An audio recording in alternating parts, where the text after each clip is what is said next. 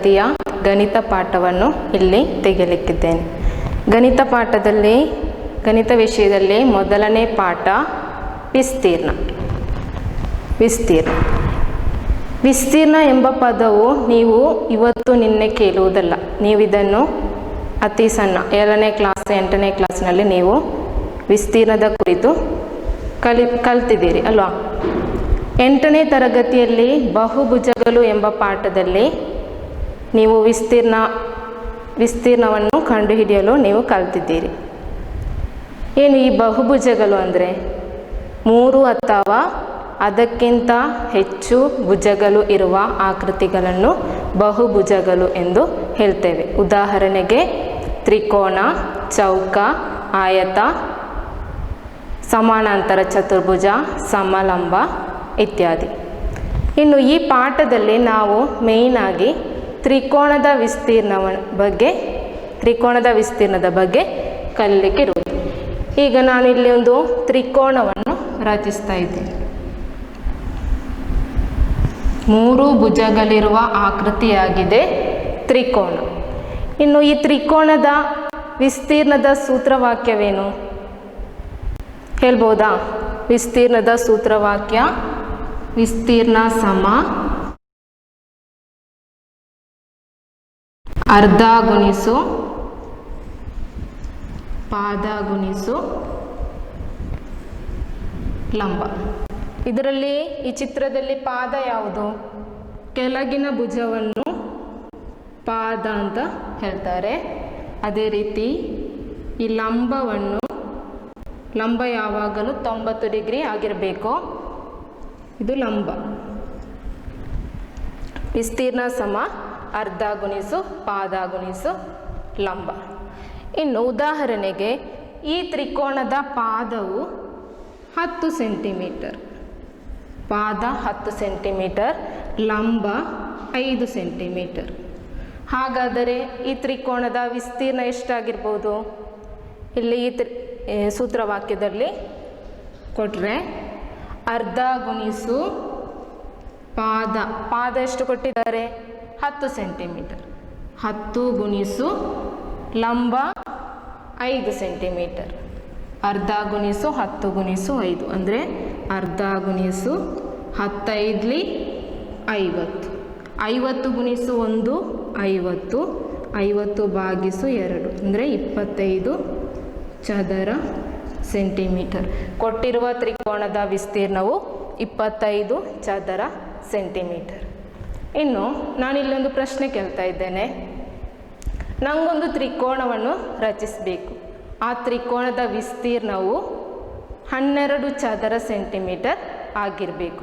ಹಾಗಾದರೆ ಆ ತ್ರಿಕೋನವನ್ನು ಹೇಗೆ ರಚಿಸ್ಬೋದು? ವಿಸ್ತೀರ್ಣವು 12 ಚದರ ಸೆಂಟಿಮೀಟರ್ ಆಗಿರುವ ತ್ರಿಕೋನವನ್ನು ಹೇಗೆ ರಚಿಸ್ಬೋದು? ಇಲ್ಲಿ ನಮಗೆ ಪಾದವು ಗೊತ್ತಿಲ್ಲ, ಲಂಬದ ಉದ್ದವು ಗೊತ್ತಿಲ್ಲ. ಏನನ್ನು ಕೊಟ್ಟಿದ್ದಾರೆ? ವಿಸ್ತೀರ್ಣವನ್ನು ಮಾತ್ರ ಕೊಟ್ಟಿದ್ದಾರೆ. ಈ ತ್ರಿಕೋನದಲ್ಲಿ ಪಾದ ಕೊಟ್ಟಿಲ್ಲ, ಲಂಬವು ಕೊಟ್ಟಿಲ್ಲ.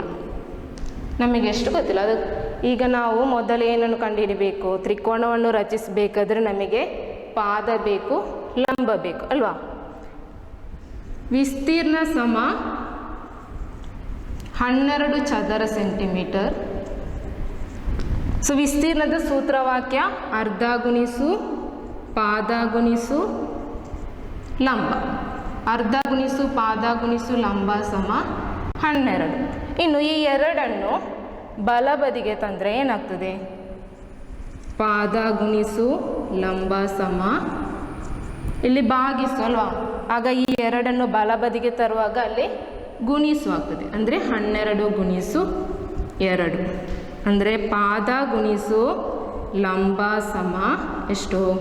12 24. ಅಂದರೆ ಪಾದ ಮತ್ತು ಲಂಬವನ್ನು ಗುಣಿಸುವಾಗ 24 ಸಿಗಬೇಕು. ಹಾಗಾದರೆ ಪಾದಕ್ಕೆ ಮತ್ತು ಲಂಬಕ್ಕೆ ಯಾವೆಲ್ಲ ಅಳತೆಗಳನ್ನು ತಗೊಳ್ಬೋದು? 6 ಗುಣಿಸು 4, 6 4 24, 12 2 24, 8 3 24. 3 ರೀತಿಯಲ್ಲಿ ನಮಗೆ ಈ ತ್ರಿಕೋನವನ್ನು ರಚಿಸ್ಬೋದು ಅಲ್ವಾ. ಇಲ್ಲಿ ನಾವು ಉದಾಹರಣೆಗೆ 6 4 24 ತಗೊಳ್ಳುವ. 6 × 4 24. ಅಂದರೆ ಪಾದ ಸಮ 6 ಸೆಂಟಿಮೀಟರ್, ಲಂಬ ಸಮ 4 ಸೆಂಟಿಮೀಟರ್. ಈಗ ನಾವು ಪಾದ 6 ಸೆಂಟಿಮೀಟರ್ ಮತ್ತು ಲಂಬ 4 ಸೆಂಟಿಮೀಟರ್ ಇರುವ ತ್ರಿಕೋನವನ್ನು ರಚಿಸಬೇಕು. ಆ ತ್ರಿಕೋನದ ವಿಸ್ತೀರ್ಣ ಎಷ್ಟಾಗಿರ್ಬೋದು? ಪಾದ 6 ಮತ್ತು ಲಂಬ 4. ಆಗ ವಿಸ್ತೀರ್ಣ ಎಷ್ಟಾಗಿರ್ಬೋದು? 12 ಸಿಗ್ಬೋದಾ? ನೋಡುವ. ಅರ್ಧ ಗುಣಿಸು ಪಾದ ಗುಣಿಸು ಲಂಬ. ಅರ್ಧ ಗುಣಿಸು ಪಾದ 6 ಗುಣಿಸು ಲಂಬ 4. 12 ಗುಣಿಸು 6 4 24. ಅಂದರೆ 24ರ ಅರ್ಧ ಎಷ್ಟು? 12 ಚದರ ಸೆಂಟಿಮೀಟರ್. ಈಗ 12 ಚದರ ಸೆಂಟಿಮೀಟರ್ ವಿಸ್ತೀರ್ಣವಿರುವ ತ್ರಿಕೋನವನ್ನು ರಚಿಸಬೇಕಾದ್ರೆ ಪಾದವು 6 ಆಗಿರಬೇಕು, ಲಂಬವು 4 ಆಗಿರಬೇಕು. ಈಗ ಆ ತ್ರಿಕೋನವನ್ನು ಹೇಗೆ ರಚಿಸುವುದು? ಪಾದ 6 ಸೆಂಟಿಮೀಟರ್, ಲಂಬ 4 ಸೆಂಟಿಮೀಟರ್. ಇನ್ನು ನಾವು ಈ ತ್ರಿಕೋನವನ್ನು ರಚಿಸಬೇಕು. ಪಾದ 6, ಲಂಬ 4. ಆಗ ಇಲ್ಲಿಂದ ಕೋನದ ಅಳತೆ ಎಷ್ಟಾಗಿರಬೇಕು? 90 ಡಿಗ್ರಿ ಆಗಿರಬೇಕು. ಇದರ ಉದ್ದ 4 ಸೆಂಟಿಮೀಟರ್. ಆಗ ಈ ತ್ರಿಕೋನದ ವಿಸ್ತೀರ್ಣ ಎಷ್ಟಾಗಿರ್ಬೋದು? ಈಗ ನಾವು ಈಗಾಗಲೇ ನೋಡಿದ್ದೇವೆ. ಎಷ್ಟು? 12 ಚದರ ಸೆಂಟಿಮೀಟರ್. ವಿಸ್ತೀರ್ಣ 12 ಚದರ ಸೆಂಟಿಮೀಟರ್. ಇನ್ನು ನಮಗೆ ಈ ತ್ರಿಕೋನವನ್ನು ಬೇರೆ ರೀತಿಯಲ್ಲಿ ಕೂಡ ರಚಿಸ್ಬೋದು. ಅಂದರೆ ಇದರ ಶೇಪನ್ನು ಬದಲಾಯಿಸಿ ಕೂಡ ನಮಗೆ ಈ ತ್ರಿಕೋನವನ್ನು ರಚಿಸ್ಬೋದು. ಈಗ ಪಾದವು 6 ಸೆಂಟಿಮೀಟರ್, ಲಂಬವು 4 ಸೆಂಟಿಮೀಟರ್. ಈ ಲಂಬವನ್ನು ನಾನು ಸ್ವಲ್ಪ ಬಲಬದಿಗೆ ರಚಿಸ್ತಾ ಇದ್ದೇನೆ. ಅದರ ಉದ್ದ ಕೂಡ 4 ಸೆಂಟಿಮೀಟರ್. ಇನ್ನು ಇನ್ನೊಂದು ತ್ರಿಕೋನವನ್ನು ರಚಿಸುವ. ಹಾಗಾದರೆ ಈ ಹೊಸ ತ್ರಿಕೋನದ ವಿಸ್ತೀರ್ಣ ಎಷ್ಟಾಗಿರ್ಬೋದು? ಅದು ಕೂಡ 12 ಚದರ ಸೆಂಟಿಮೀಟರ್ ಆಗಿರ್ಬೋದಲ್ವಾ? ಯಾಕೆ? ಅದರ ಪಾದ 6, ಲಂಬ 4. ಮೊದಲನೇ ತ್ರಿಕೋನದಲ್ಲಿ ಕೂಡ ಪಾದದ ಉದ್ದ 6, ಲಂಬ 4. ಇನ್ನು ನಾನು ಈ ಲಂಬವನ್ನು ಎಡಬದಿಗೆ ರಚಿಸ್ತಾ ಇದ್ದೆ. ನಂತರ ಅದನ್ನು ಪಾದದ 2 ಶಿರಗಳಿಗೆ ಜೋಡಿಸ್ತಾ ಇದ್ದೇನೆ. ಇಲ್ಲಿ ಪಾದ 6, ಲಂಬ 4. ಆಗ ಈ ಮೂರನೇ ತ್ರಿಕೋನದ ವಿಸ್ತೀರ್ಣ ಎಷ್ಟಾಗಿರ್ಬೋದು? ಅದು ಕೂಡ 12 ಚದರ ಸೆಂಟಿಮೀಟರ್ ಅಲ್ವಾ? ಈಗ ನಾವಿಲ್ಲಿ 3 ತ್ರಿಕೋನಗಳನ್ನು ರಚಿಸ್ತೇವೆ. ಈ 3 ತ್ರಿಕೋನದ ವಿಸ್ತೀರ್ಣವು 12 ಚದರ ಸೆಂಟಿಮೀಟರ್ ಆಗಿದೆ. 3 ತ್ರಿಕೋನದ ವಿಸ್ತೀರ್ಣವು ಸಮಾನವಾಗಿದೆ. ಯಾಕೆಂದರೆ 3 ತ್ರಿಕೋನದ ಪಾದವು 6, ಲಂಬವು 4 ಸೆಂಟಿಮೀಟರ್ ಆಗಿದೆ. ಆದುದರಿಂದ ವಿಸ್ತೀರ್ಣವು ಸಮಾನವಾಗಿದೆ. ಇನ್ನು ನಾನು ಈ ಮೇಲಿನ 3 ಶಿರಗಳನ್ನು ಜೋಡಿಸ್ತಾ ಇದ್ದೇನೆ. ಗಮನಿಸಿ, 3 ಶಿರಗಳನ್ನು ನಾನೀಗ ಜೋಡಿಸಿದೆ. ಈಗ ನಮಗೆ ಏನು ಸಿಕ್ಕಿತು? ಈ 3 ಗೆರೆಗಳು 3 ಶಿರಗಳು ಒಂದೇ ಗೆರೆಯಲ್ಲಿದೆ ಅಲ್ವಾ? ಅಂದರೆ ಈ ಮೇಲಿನ ಗೆರೆಯು ಪಾದಕ್ಕೆ ಸಮಾನಾಂತರವಾಗಿದೆ. ಸಮಾನಾಂತರ ಗೆರೆಗಳು ಅಂದರೆ ಏನು?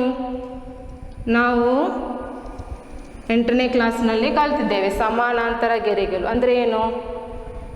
2 ಗೆರೆಗಳ ನಡುವಿನ ಅಂತರವು ಸಮಾನವಾದರೆ, ಅಂದರೆ ಈ ಅಂತರವು ಸಮಾನವಾದರೆ, ಎಲ್ಲಿಂದ ನೋಡಿದಲು ಆ ಅಂತರವು ಸಮಾನವಾಗಿರಬೇಕು. ಅಂತಹ ಗೆರೆಗಳನ್ನು ಸಮಾನಾಂತರ ಗೆರೆಗಳು ಅಂತ ಹೇಳುವುದು.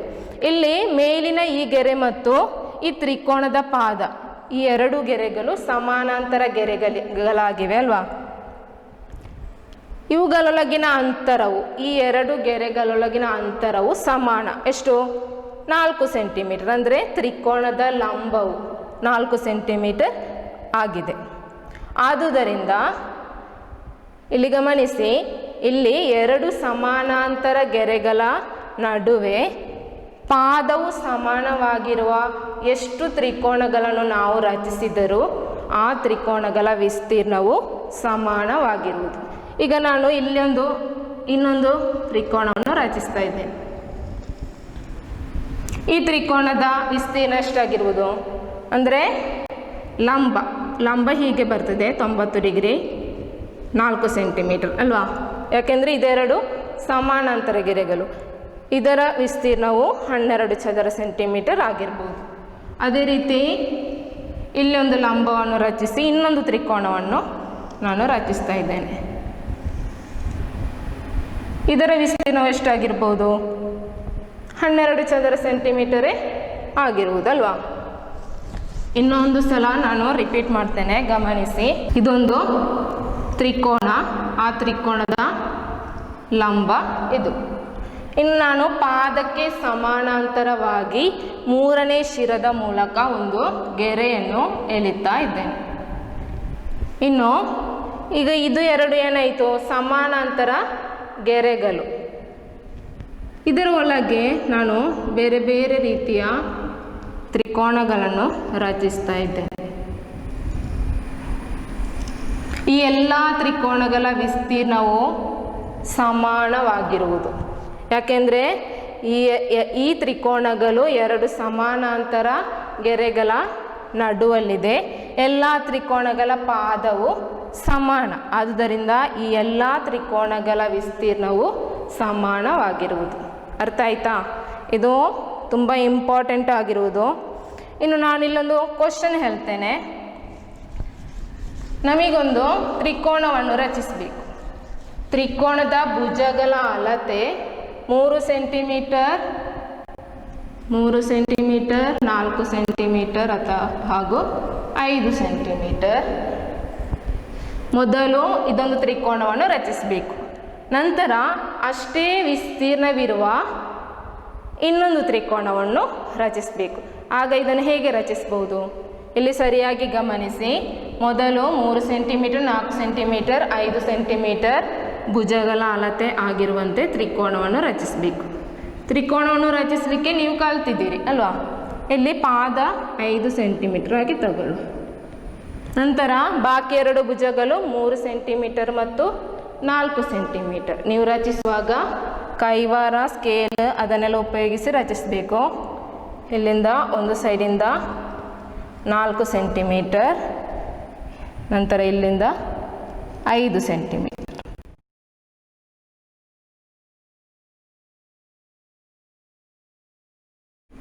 ಈ ಸಂಧಿಸುವ ಬಿಂದುವನ್ನು ಪಾದದ 2 ಶಿರಗಳಿಗೆ ಜೋಡಿಸಬೇಕು.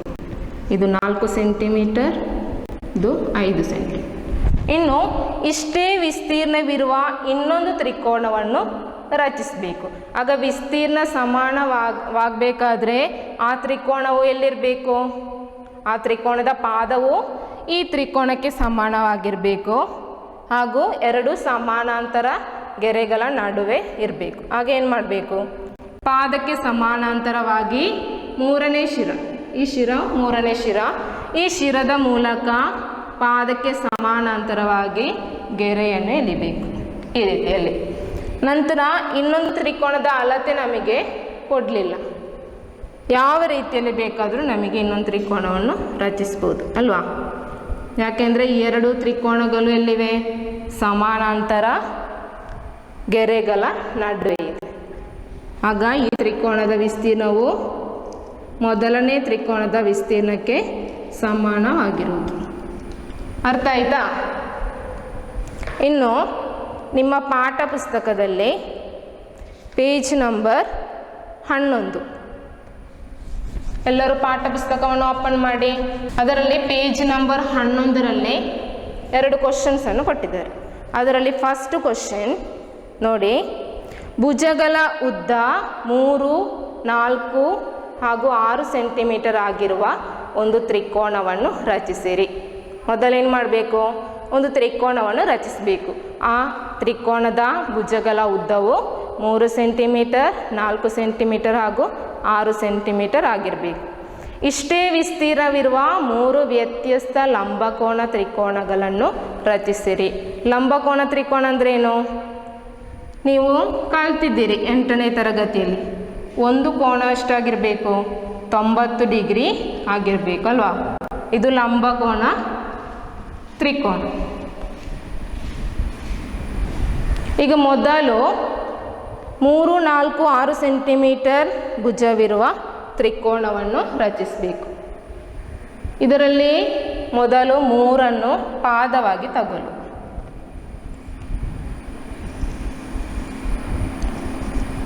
3 ಸೆಂಟಿಮೀಟರ್ ಪಾದ. ಬಾಕಿ 2 ಭುಜಗಳು 4 ಮತ್ತು 6 ಸೆಂಟಿಮೀಟರ್. ನೀವು ಕೈವಾರವನ್ನು ಉಪಯೋಗಿಸಿ ರಚಿಸಬೇಕು. 4 ಸೆಂಟಿಮೀಟರ್ ಮತ್ತು 6 ಸೆಂಟಿಮೀಟರ್.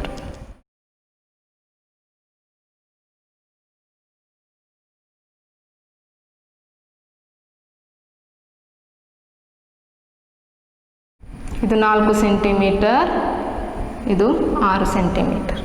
ಇನ್ನು ಈ ತ್ರಿಕೋನಕ್ಕೆ ಒಂದು ವಿಸ್ತೀರ್ಣ ಇರ್ಬೋದು ಅಲ್ವಾ? ಆ ವಿಸ್ತೀರ್ಣ ನಮಗೆ ಗೊತ್ತಿಲ್ಲ, ಆದರೆ ಇಷ್ಟೇ ವಿಸ್ತೀರ್ಣವಿರುವ ಲಂಬಕೋನ ತ್ರಿಕೋನಗಳನ್ನು ರಚಿಸಬೇಕು. ಎಷ್ಟು ರಚಿಸಬೇಕು? 3 ವ್ಯತ್ಯಸ್ತ ಲಂಬಕೋನ ತ್ರಿಕೋನಗಳನ್ನು ರಚಿಸಬೇಕು. ಸೊ ಫಸ್ಟ್ 1ನೇ ಲಂಬಕೋನ ತ್ರಿಕೋನ ರಚಿಸುವಕ್ಕಿಂತ ಮುಂಚೆ 3ನೇ ಶಿರದ ಮೂಲಕ ಏನು ಮಾಡಬೇಕು? ಪಾದಕ್ಕೆ ಸಮಾನಾಂತರವಾಗಿ 3ನೇ ಶಿರದ ಮೂಲಕ ಒಂದು ಗೆರೆಯನ್ನು ಎಳಿಬೇಕು. ಇನ್ನೇನು ಮಾಡಬೇಕು? ಇನ್ನು ರಚಿಸಲಿಕ್ಕೆ ಇರುವುದು 2ನೇ ತ್ರಿಕೋನ, ಲಂಬಕೋನ ತ್ರಿಕೋನ. ಆಗ ಕೋನಮಾಪಕವನ್ನು ಉಪಯೋಗಿಸಿ ಲಂಬಕೋನ ತ್ರಿಕೋನದಲ್ಲಿ ಒಂದು ಕೋನವು 90 ಡಿಗ್ರಿ ಅಲ್ವಾ? ಕೋನಮಾಪಕವನ್ನು ಉಪಯೋಗಿಸಿ 90 ಡಿಗ್ರಿ ಗುರುತಿಸಬೇಕು.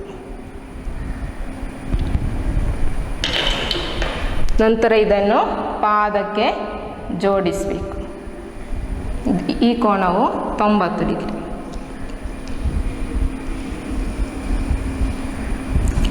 ಈಗ ಈ ಹೊಸ ತ್ರಿಕೋನದ ವಿಸ್ತೀರ್ಣವು ಮೊದಲನೇ ತ್ರಿಕೋನದ ವಿಸ್ತೀರ್ಣಕ್ಕೆ ಸಮಾನವಾಗಿರುವುದು.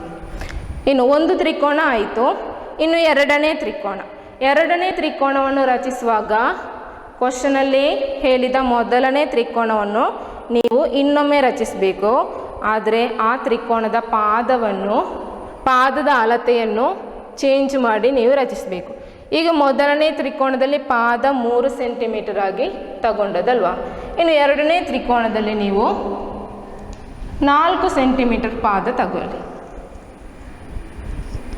ಪಾದ 4 ಸೆಂಟಿಮೀಟರ್.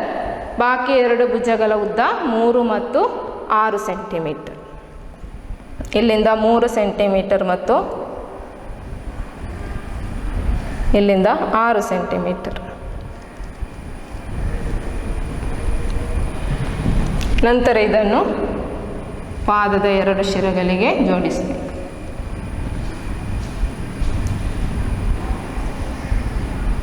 ಇದು 3 ಸೆಂಟಿಮೀಟರ್, ಇದು 6 ಸೆಂಟಿಮೀಟರ್. ಸರಿಯಾಗಿ ಗಮನಿಸಿ. ಈಗ 1ನೇ ತ್ರಿಕೋನವು ಕಂಪ್ಲೀಟ್ ಆಯಿತು. ಇನ್ನು 2ನೇ ತ್ರಿಕೋನವು ಯಾವ ರೀತಿಯ ತ್ರಿಕೋನ ಆಗಿರಬೇಕು? ಲಂಬಕೋನ ತ್ರಿಕೋನ ಅಲ್ವಾ? ಆಗ ಮೊದಲು ಪಾದಕ್ಕೆ ಸಮಾನಾಂತರವಾಗಿ 3ನೇ ಶಿರದ ಮೂಲಕ ಗೆರೆಯನ್ನು ಎಳಿಬೇಕು. ಈ ರೀತಿ.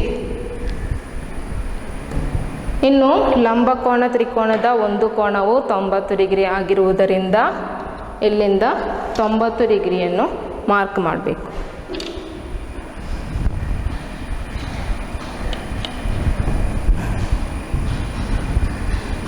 ಈ ಕೋನವು 90 ಡಿಗ್ರಿ. ಈಗ ಏನಾಯಿತು? 2ನೇ ತ್ರಿಕೋನದ ವಿಸ್ತೀರ್ಣವು 1ನೇ ತ್ರಿಕೋನದ ವಿಸ್ತೀರ್ಣಕ್ಕೆ ಸಮಾನವಾಯಿತು. ಯಾಕೆ? ಈ 2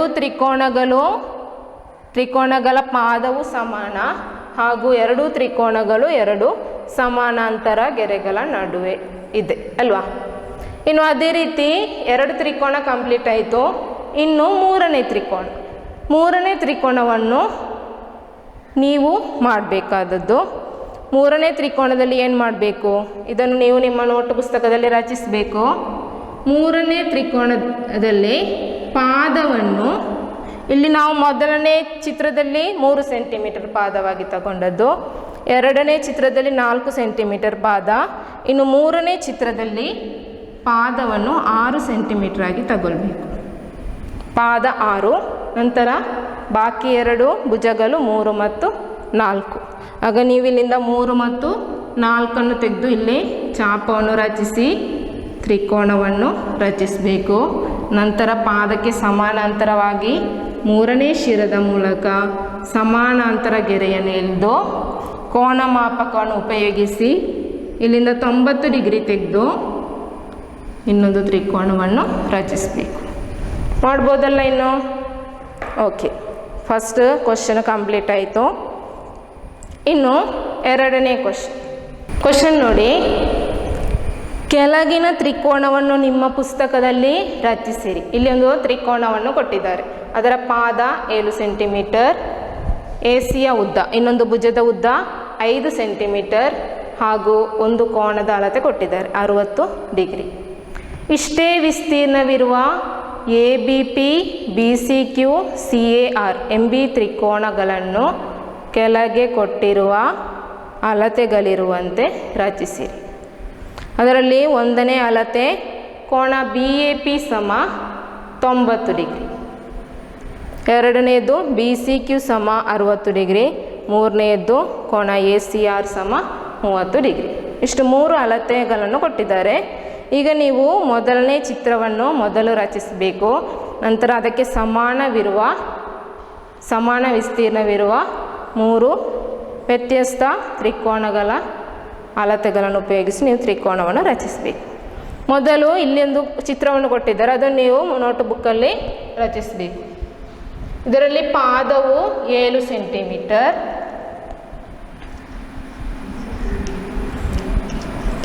ABಯು ಪಾದ, ನಂತರ ಕೋನ A ಸಮ 60 ಡಿಗ್ರಿ.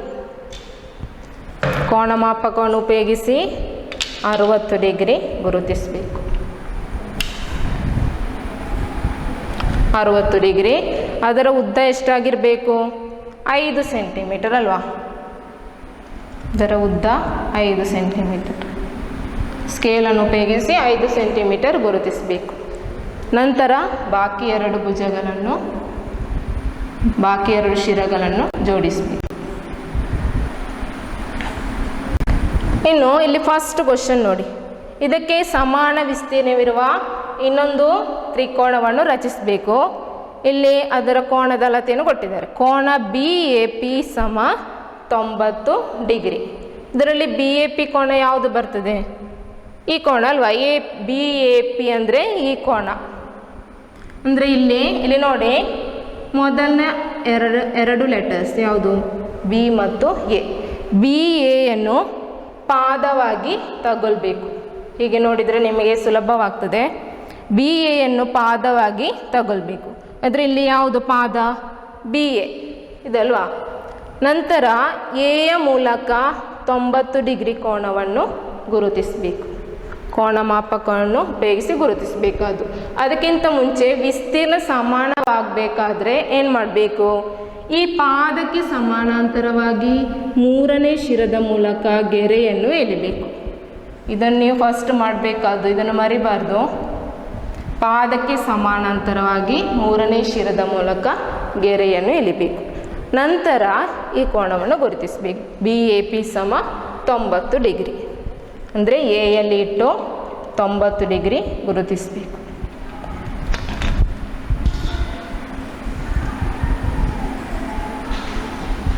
ನಂತರ ಅದನ್ನು ಪಾದದ ಇನ್ನೊಂದು ಶಿರಕ್ಕೆ ಜೋಡಿಸಬೇಕು. ಈಗ ಈ 2 ತ್ರಿಕೋನಗಳ ವಿಸ್ತೀರ್ಣ ಏನಾಯಿತು? ಸಮಾನವಾಯಿತು ಅಲ್ವಾ? ಈಗ ಒಂದನೇ ಚಿತ್ರವನ್ನು ಮಾಡಿ ಆಯಿತು. ಇನ್ನು ಇದೇ ರೀತಿ ಎರಡನೇ ಚಿತ್ರವನ್ನು ನಾನು ಮಾಡ್ತೇನೆ, ಮೂರನೇದು ನೀವೇ ಮಾಡಬೇಕು. ಈಗ ಎರಡನೇ ಚಿತ್ರ BCQ ಸಮ 60 ಡಿಗ್ರಿ. ಅದಕ್ಕಿಂತ ಮೊದಲು ನೀವು ಈ ಚಿತ್ರವನ್ನು ಎರಡನೇ ಸಲ ಪುನಃ ರಚಿಸಬೇಕು. ಮೊದಲು ಪಾದ ಎ ಬಿ, ಅದರ ಉದ್ದ 7 ಸೆಂಟಿಮೀಟರ್. ನಂತರ ಇಲ್ಲಿಂದ 60 ಡಿಗ್ರಿ,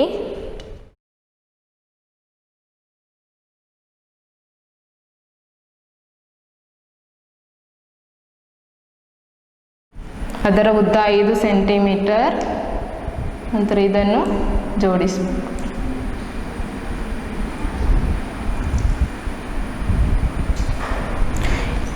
ಇನ್ನು ಇಲ್ಲಿ ನೋಡಿ, ಇಲ್ಲಿ ಬಿ ಸಿ ಕ್ಯೂ ಸಮ 60 ಡಿಗ್ರಿ ಕೊಟ್ಟಿದ್ದಾರೆ. ಆಗ ಯಾವ ಭುಜವನ್ನು ಪಾದವಾಗಿ ತಗೊಳ್ಬೇಕು? ನಾನು ಆಗ ಹೇಳಿದಾಗೆ ಮೊದಲ 2 ಅಕ್ಷರಗಳನ್ನು ನೋಡಿ, ಬಿ ಸಿ.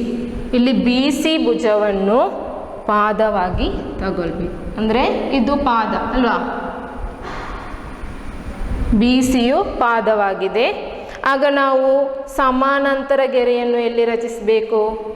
ಈ ಪಾದದ ಇಲ್ಲಿ ನೋಡಿ, ಮೊದಲನೇ ಚಿತ್ರದಲ್ಲಿ ಸಮಾನಾಂತರ ಗೆರೆಯಲ್ಲಿ ರಚಿಸಿದ್ದು ಪಾದಕ್ಕೆ ಸಮಾನಾಂತರವಾಗಿ ಅಲ್ವಾ, ಪಾದಕ್ಕೆ ಸಮಾನಾಂತರವಾಗಿ 3ನೇ ಶಿರದ ಮೂಲಕ ನಾವು ಸಮಾನಾಂತರ ಗೆರೆಯನ್ನು ರಚಿಸುವುದು. ಅದೇ ರೀತಿ ಇದರಲ್ಲಿ ಬಿ ಸಿಯು ಪಾದವಾಗಿದೆ. ಆಗ 3ನೇ ಶಿರ ಯಾವುದು? ಎ ಅಲ್ವಾ. ಎಯ ಮೂಲಕ ಬಿ ಸಿಗೆ ಸಮಾನಾಂತರವಾಗಿ ಗೆರೆಯನ್ನು ರಚಿಸಬೇಕು. ಆಗ ಹೇಗೆ ಬರ್ತದೆ? ಸಮಾನಾಂತರ ಗೆರೆ ರಚಿಸುವಾಗ ಗಮನಿಸಬೇಕು, ಈ 2 ಎಲ್ಲಿಂದ ನೋಡಿದರೂ ಗೆರೆಗಳ ನಡುವಿನ ಅಂತರವು ಸಮಾನವಾಗಿರಬೇಕು. ಆಗ ಸಮಾನಾಂತರ ಗೆರೆ ಈ ರೀತಿ ಬರ್ತದೆ. ನಂತರ ಈ ಕೋನವನ್ನು ಗುರುತಿಸುವುದು. ಬಿ ಸಿ ಕ್ಯೂ ಸಮ 60 ಡಿಗ್ರಿ. ಕೋನ ಮಾಪಕವನ್ನು ಎಲ್ಲಿ ಇಡಬೇಕು? ಬಿ ಸಿ ಪಾದದ ಮೇಲೆ ಇಡಬೇಕಲ್ವಾ. ಸಿ ಎಂಬ ಕೋನವು 60 ಡಿಗ್ರಿ ಇಲ್ಲಿ. ಆಗ ಕೋನ ಮಾಪಕವನ್ನು ಈ ಥರ ಇಡಬೇಕು. ಇಲ್ಲಿಂದ 60 ಡಿಗ್ರಿ, ಇಲ್ಲಿಂದ ನೋಡುವುದು 0ದಿಂದ ಸ್ಟಾರ್ಟ್ ಆಗಿ 60 ಡಿಗ್ರಿ ಎಲ್ಲಿ ಬರ್ತದೆ? ಇಲ್ಲಿ ಬರ್ತದೆ. ನಂತರ ಇದನ್ನು ಜೋಡಿಸಬೇಕು.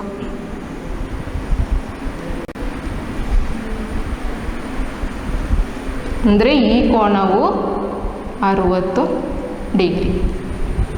ಈಗ ಈ 2 ತ್ರಿಕೋನಗಳ ವಿಸ್ತೀರ್ಣ ಏನಾಗಿರ್ಬೋದು? ಸಮಾನವಾಗಿರ್ಬೋದು. ಯಾಕೆ? 2 ತ್ರಿಕೋನಗಳು ಸಮಾನಾಂತರ ಗೆರೆಗಳ ನಡುವಲ್ಲಿದೆ, ಪಾದವು ಸಮಾನವಾಗಿದೆ. ಇನ್ನು ಅದರಲ್ಲಿ 3ನೇ ಚಿತ್ರ, ಅದು ನೀವು ಮಾಡಬೇಕಾದ್ದು. ಇಲ್ಲಿ ಗಮನಿಸಿ, 3ನೇ ಚಿತ್ರದಲ್ಲಿ ಎ ಸಿಯನ್ನು ಪಾದವಾಗಿ ತಗೊಳ್ಬೇಕು. ಯಾವುದಿನ್ನು ಬಾಕಿ ಇರುವ ಭುಜ ಎ ಸಿ. ಇಲ್ಲಿ ನೋಡಿ, ಅದಕ್ಕಿಂತ ಮೊದಲು ನೀವು ತ್ರಿಕೋನವನ್ನು ರಚಿಸಬೇಕು. ಅಳತೆ ಇಟ್ಟು ರಚಿಸಬೇಕು. ನಾನಿಲ್ಲಿ ಮಾಡುವ ಚಿತ್ರದ ಅಳತೆ ಕರೆಕ್ಟ್ ಆಗಿಲ್ಲ, ನೀವು ಮಾಡುವಾಗ ಕರೆಕ್ಟಾಗಿ ರಚಿಸಬೇಕು. A B C. ಇದರಲ್ಲಿ ಪಾದ ಯಾವುದಾಗಿರ್ಬೋದು? ಎ ಸಿ ಅಲ್ವಾ. ಮೊದಲ 2 ಅಕ್ಷರಗಳು ಎ ಸಿ. ಆಗ ಎ ಸಿಯು ಪಾದವಾಗಿ ತಗೊಳ್ಬೇಕು. ಇದು ಪಾದ ಎ ಸಿ. ನಂತರ ನಾವು ಸಮಾನಾಂತರ ಗೆರೆಯನ್ನು ಯಾವುದರ ಮೂಲಕ ರಚಿಸುವುದು? ಪಾದದ ವಿರುದ್ಧ ಶಿರ ಅಂದರೆ 3ನೇ ಶಿರ ಬಿಯ ಮೂಲಕ ಸಮಾನಾಂತರ ಗೆರೆಯನ್ನು ರಚಿಸಬೇಕು. ಈ ರೀತಿ ಬರ್ತದೆ. ನಂತರ ಕೋನ ಸಿಯು 30 ಡಿಗ್ರಿ, ಸಿಯಲ್ಲಿ ಇಟ್ಟು 30 ಡಿಗ್ರಿಯನ್ನು ರಚಿಸಬೇಕು. 30 ಡಿಗ್ರಿ ಅಂದರೆ ಈ ಸೈಡಿಂದ ನೋಡೋದು, ಅಂದರೆ ಈ ಗೆರೆಯಲ್ಲೆಲ್ಲ ಕೋನ ಮಾಪಕ ಇಟ್ಟದ್ದು. ಆಗ 30 ಡಿಗ್ರಿ ಇಲ್ಲಿ ಬರ್ತದೆ. ಇದು ಹೀಗೆ ಕೆಳಗೆ ಹೋಗ್ತದೆ, ನೀವು ಮಾಡುವಾಗ ಕರೆಕ್ಟ್ ಮಾಡಬೇಕು. ಹೀಗೆ ನಂತರ ಇದನ್ನು ಪಾದದ ಇನ್ನೊಂದು ಶಿರಕ್ಕೆ ಜೋಡಿಸಬೇಕು. ಈ ರೀತಿ ಬರ್ತದೆ. ಅಂದರೆ ಈ 2 ತ್ರಿಕೋನಗಳ ವಿಸ್ತೀರ್ಣವು ಸಮಾನ. ಅರ್ಥ ಆಯ್ತಾ? ಈಗ ನಾವು ಇವತ್ತಿನ ಕ್ಲಾಸಲ್ಲಿ ಏನನ್ನು ಕಲ್ತಿದ್ದೇವೆ ಹೇಳಿ ನೋಡ. ತ್ರಿಕೋನದ ವಿಸ್ತೀರ್ಣ. ತ್ರಿಕೋನದ ವಿಸ್ತೀರ್ಣ ಸಮ ಅರ್ಧ ಗುಣಿಸು ಪಾದ ಗುಣಿಸು ಲಂಬ. ಪಾದ ಮತ್ತು ಲಂಬವನ್ನು ಕೊಟ್ಟರೆ ನಮಗೆ ವಿಸ್ತೀರ್ಣವನ್ನು ಸುಲಭವಾಗಿ ಕಂಡುಹಿಡಿಬಹುದು. ಅದರ ವಿಸ್ತೀರ್ಣವನ್ನು ಕೊಟ್ಟರೆ ನಾವು ಹೇಗೆ ಚಿತ್ರವನ್ನು ರಚಿಸಬಹುದು? ಮೊದಲು ವಿಸ್ತೀರ್ಣದ ಸೂತ್ರವನ್ನು ಉಪಯೋಗಿಸಿ ಪಾದ ಗುಣಿಸು ಲಂಬ ಎಷ್ಟು ಅಂತ ನೋಡಬೇಕು. ನಂತರ ಅಳತೆಯನ್ನು ಉಪಯೋಗಿಸಿ ನಾವು ಚಿತ್ರವನ್ನು ರಚಿಸುವಂಥದ್ದಲ್ವ. ನಂತರ ಇವತ್ತೊಂದು ನಾವು ತತ್ವವನ್ನು ಕಲ್ತಿದ್ದೇವೆ. ಏನು? ಎರಡು ಸಮಾನಾಂತರ ಗೆರೆಗಳ ಎಡೆಯಲ್ಲಿ ಪಾದವು ಸಮಾನವಾಗಿರುವಂತೆ ಎಷ್ಟು ತ್ರಿಕೋನಗಳನ್ನು ರಚಿಸಿದರೂ ಆ ತ್ರಿಕೋನಗಳ ವಿಸ್ತೀರ್ಣವು ಸಮಾನವಾಗಿರುವುದು. ಇಷ್ಟು ಅರ್ಥ ಆಯ್ತಲ್ವಾ? ಇನ್ನು ನಾನು ನಿಮಗೆ ವರ್ಕ್ ಕೊಟ್ಟಿದ್ದೇನೆ, 2 ಚಿತ್ರಗಳನ್ನು ರಚಿಸಲಿಕ್ಕೆ. ನೀವು ಅದನ್ನು ನೆಕ್ಸ್ಟ್ ಕ್ಲಾಸಿಗೆ ಆಗುವಾಗ ಅದನ್ನು ಕಂಪ್ಲೀಟ್ ಮಾಡಿ ಇಡಬೇಕು. Okay, thank you.